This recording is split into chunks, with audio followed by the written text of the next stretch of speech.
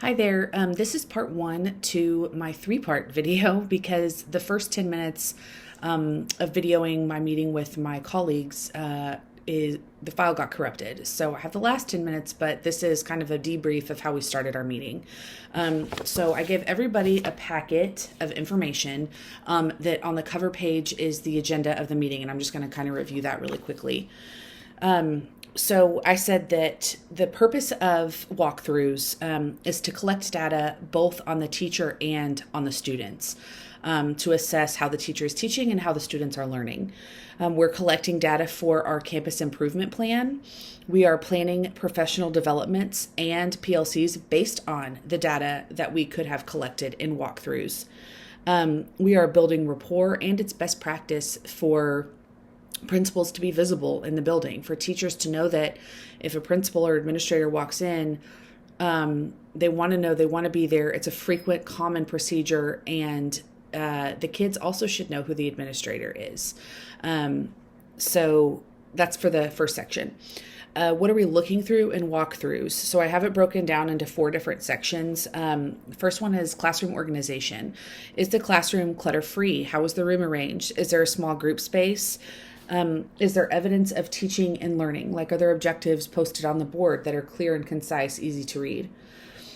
Student engagement. What's the transition time like between, if they're moving in stations, if they're moving from whole group to independent work?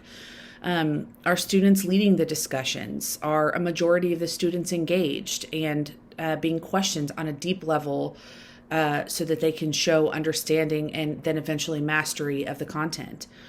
Are there a variety of strategies being used to keep the students engaged? Alignment. Do the learning objectives align with what's being taught? Are there examples of student work displayed in the classroom? And is there a commonality between classrooms and grade levels? Rigor. Students are being challenged. There are many opportunities for students to explain their thinking and understanding. The lessons are scaffolded, and there are many opportunities for discussion and writing.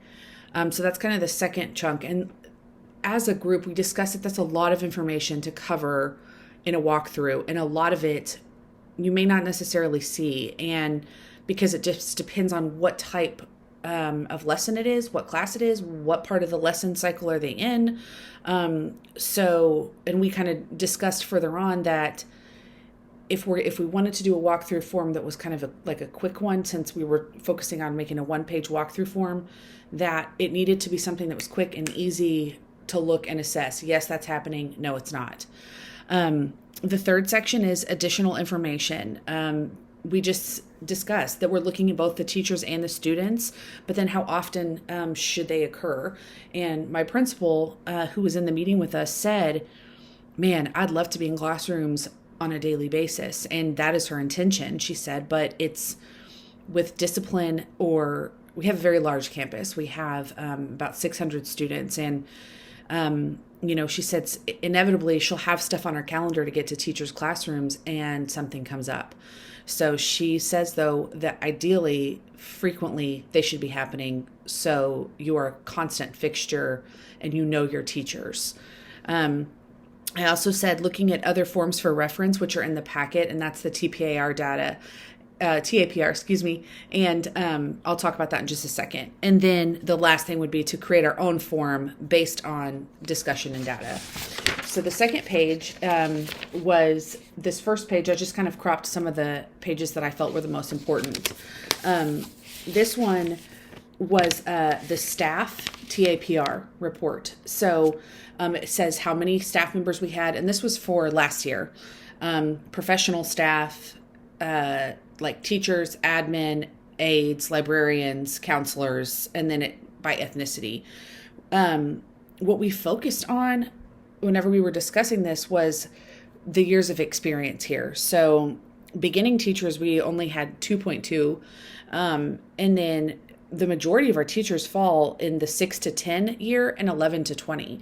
So we felt like the walkthrough forms needed to be directed at things that those teachers should know and understand that should be happening, since that's where majority of people were.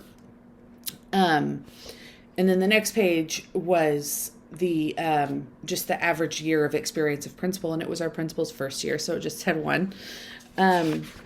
Okay, and then here's the next form. This is our first form that we looked at. This is the 5-minute observation form.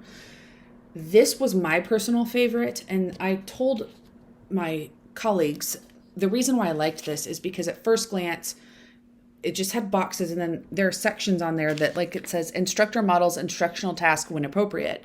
And then, like, if that's happening, you check it, and then you can go in here and check the individual, like, things that are happening. One of my group members said, that's true, but also if you're wanting something that's one page, but it's good information, you're going to have to spend time reading every single bullet point unless you know it like the back of your hand. And you can just be like, yep, that's in that section, check, check, check, which I had not considered. And I thought that was extremely beneficial feedback. So the second one, this was everybody else's favorite one. This is 2 pages, and it's broken down into various subheadings, I guess, that you would say, classroom management and instructional planning and delivery. So the one that we ended up creating, that kind of mirrors this, except for we broke it down into teachers and students because we wanted a teacher side and a student side. But we also felt that it was important to have it sectioned then within the teacher and the student side to have an instructional planning and delivery and a classroom management side, similar to this form. We found some things that we really liked on this one. My principal pointed out that something that was not on this form that she would like to have on ours was student collaboration. Basically partner work, students teaching each other, that sort of thing. She also pointed out that on this, there was a section that said IEPs receiving appropriate accommodations. And, she said, as a principal or an administrator, I do not have however many students, IEPs and accommodations, 504s, like I don't have them memorized. So I don't feel that that's a reasonable thing for me to look for coming in the classroom because I don't know if that's happening or not. And you guys are all professionals and you should be doing that. That should be happening regardless. So we didn't feel that was necessary. One of the things that we did like, which you'll see in the second part of the video, when we pick up kind of some things that we liked, was this open-ended section. And you'll hear more about that in a little bit. The third walkthrough form that we met is this one, and it is several pages.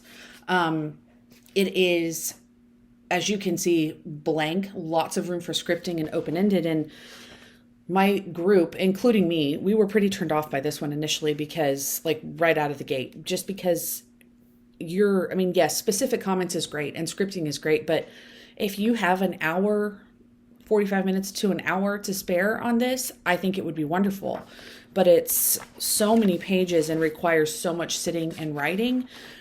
We didn't feel that was realistic for our campus. The last piece that I included, it's actually a copy of, my principal sent it to me, and it's the part of the T-test evaluation. She explained to the group that there are like 3 different forms that she can choose from, whenever she chooses to do a walkthrough. And it's very easy. It's all electronic. She pulls it up and it's click, click, click. And then she can type, jot, whatever right there. So we looked at some of the verbiage from the T-test because a lot of this is really good, especially whenever you're getting into the accomplished and distinguished section, which we really liked. What we didn't like about this was that there wasn't really an area to do a whole lot of scripting on this particular form. That's not the case for all of the T-test forms, but on this one. So anyways, those were that was the main portion of the discussion that was happening at the beginning part of the video. Like I said, we decided that we really wanted student collaboration in there because we feel like students teaching students is really valuable, either in partnerships or in groups together. And we took out the IEPs, and then we talked about some of the things that we felt were really important. Are the students engaged? Is the questioning being asked at higher levels? What is the teacher doing? Is she with a group at small group? Is she modeling and doing whole group instruction? Is she walking around the classroom? What are the students doing? Are they in stations? Are they working independently? What is their understanding? How are they showing their understanding?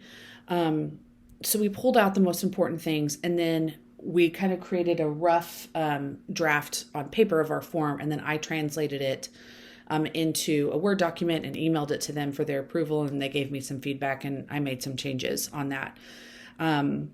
So anyways, this is the first part, and it's kind of leading into the last part of the video, and I hope you enjoy. Okay, part 2. Okay. I don't know what you're saying. I do. Okay. So you were talking about, for the key takeaways, leaving that section open-ended and then saying something to consider instead of action steps.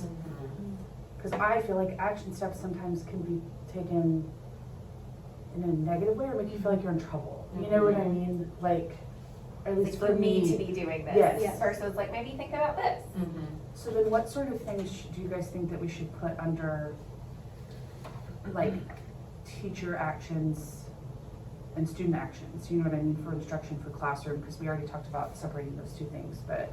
So one thing on student behaviors and actions that I've noticed is not on here, and it does, the very first is a balance of student versus teacher talk time, is like student to student discussion and collaboration, where it's like, you know, turn and talk to your neighbor, or, you know, share your thoughts about this, where it's not just a teacher asking a question and a student answering, but like actual conversation between peers, or not peer-to-peer discussion. Is something that I think could, you know, I don't know, be added. That's true, because I feel like that has the benefit to be valuable. I mean, a lot of these is good. You've got, you know, is the teacher doing the majority of the talking, or our students? You've got wait time for questioning. You've got higher order and critical thinking, you know, like the types of questions that are being asked. Are students making connections? Is there time to practice independently? You may or may not see that, but you might. I mean, it just depends. You might. So then what, I mean, I would imagine, like, Know about that. which I'm part? sorry, I don't No, know go about ahead. that. That's It says exactly what I was thinking. IEPs receiving appropriate Yeah. accommodations. I mean, unless you walk in and have them readily available, I'm not sure that I'm gonna know that. Yeah. You know? Well, right, because, I mean, yes, if I have a small group, but you don't know if, like, that's oral administration, Right. or, you know what I Right, mean? You yeah. wouldn't know that. I think we should take that part off, because that's, like you said, like, best practices, plus you wouldn't. On the student behaviors page, where it's talking about on task and actively participating, my question on that is, like, at any given time, there could be 2 students who were off task in my class. Do you know what I mean? So, I guess, like, would you just put a number there, like, you know, 3/4 of the class was on task, or, I don't know, what does that look like for you when you do that? So the form I use, I kind of just look at it and say, okay, are the majority of kids on task Doing and what they're participating in supposed to what, and if they are, you know, I usually check that. And then if there are several or some that I notice aren't, and it's not addressed, because oftentimes it is addressed. Sure. So like, I might notice that a student's off task, but then the teacher addresses that, or they come over or whatever. But if it's not addressed and I notice that it's maybe ongoing through the length of the time that I'm in there, then sometimes I'll add a little note like, hey, I noticed, you know, this. And so I might add that in my notes, you know, as I'm typing. So, I mean, you definitely could make it quantitative where you're putting a number in there. Or you could just say, are the majority of kids on task? all or and- most, you know, are most kids on task and actively participating? Well, and that's why in the T-test form, it's basically like you have the same sort of thing, but it's like scaffolded, you know what I mean? Which I feel like if you're checking, I don't know, like I like some of the verbiage it uses in here, but it's also like, I feel like if you're doing a quick walkthrough and it's like, you either see it or you don't, I don't know if you have time to sit and look at the descriptors you know what I mean, Yeah. in that moment. Yeah, and you often don't, I mean, not unless it's for you. right, or, I mean, I feel like if you're in a 45-minute observation or, you know, a longer one, that's easier to, Yeah, but I mean, oftentimes, like, this is gonna be electronic, or it's gonna be Yes. helpful if it's electronic. Yes. And so then, you just click, click, click, or, you know, yeah. Do you like having a spot though for open-ended comments? Like to give, I do too, so that the key Yeah. takeaways into something to Yeah. consider, but are we okay with that being the only part? I think that's fine, right? I mean, because then if it's, well, and there's a notes section too, cause you know, like I said, I go through and I click the buttons, and then I kind of script what I see, what's going on while I'm in there, what's happening, the conversation, the questions, what are kids doing, what are teachers doing, and then, so that to me is like the notes section, doesn't have to be though. yeah, I like that too though, plus And it's, then, but I do like the takeaways and the things to consider, okay. Perfect. cause like that's not always something that you know, sometimes I'm like, great job, you know, I loved whatever, but there's not always a, do you know what I mean? Yes, It's I just liked the your point scripting. about that you like that thing, the things to consider piece. Yeah. It's like, okay, it's great that you saw the good that I'm doing, but what can I improve on? Yeah. Because I feel like we do always want to know that too. That's a really great point. Yeah. Yeah. Okay. Awesome, thank you guys so much. I think I've got what I need and I'll So take all then of you'll this. kind of, are you gonna kind of use a I similar think form to this? I think so, I'll send it to version? you guys and, cause I think I liked the, how this is, you know what I mean, like there's bolded and so, but I also, maybe I'm gonna make like a section in a box that says, like, teacher actions for instruction, teacher actions for classroom management.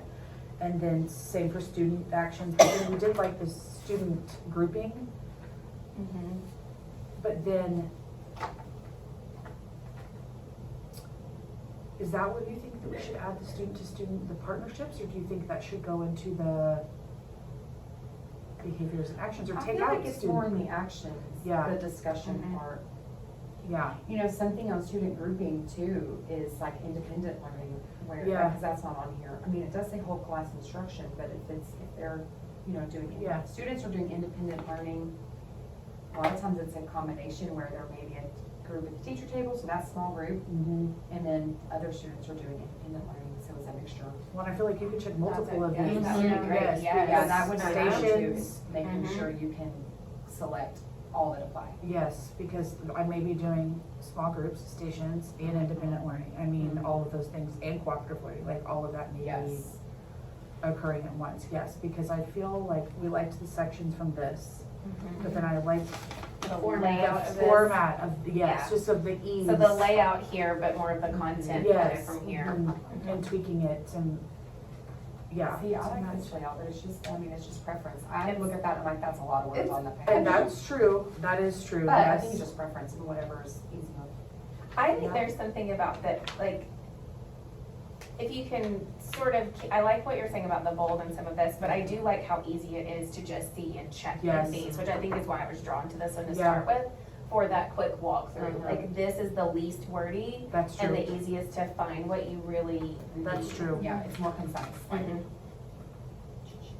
I mean, I maybe mean, you if could make this, but instead of like instructor models, instructional tasks when appropriate, just be like models, you know, like just Or you're keep it like to modeling. one word. Yes, and And then these also are like maybe like one or two words. that's true, because, I mean, I feel like you would have to have this form like memorized in order, Yeah. do you know what I mean, to check it, that's true. So then maybe I do use this one, because this is just a quick check, but it still does give you the place for the open-ended. But you may be able to condense this then and fit this into like single page Mhm. format, kind Uh-huh. of like this. I do think you might be able to do a blending of the two. Yes, I do know that this one, I know this one is the least appealing to me, it's a lot, but I feel like it would be good, like you said, for a longer walkthrough. Yeah, this looks like it has a lot of scripting, Mhm. or you really have to know, I guess, going in, maybe because it is more like t-test. Maybe Yes. if you, as the observer, are going in, you've highlighted the difference between these. That's So true. that you can quickly check what level that teacher is at and then put specific comments about the reasoning behind that. But I think you would have to, the observer would have to know really well, like what needs to be happening at each of those levels to go in and quickly check those. Well, and I think too, it's really important for the feedback to be more immediate. Do you know what I mean? And on something like this, I don't feel like I feel like it's gonna be easier for me to do this electronically or put it in the, you know what I mean, the teacher's box, like with a meeting date or something like that on top of it, so. Okay, Okay. awesome, thank you guys.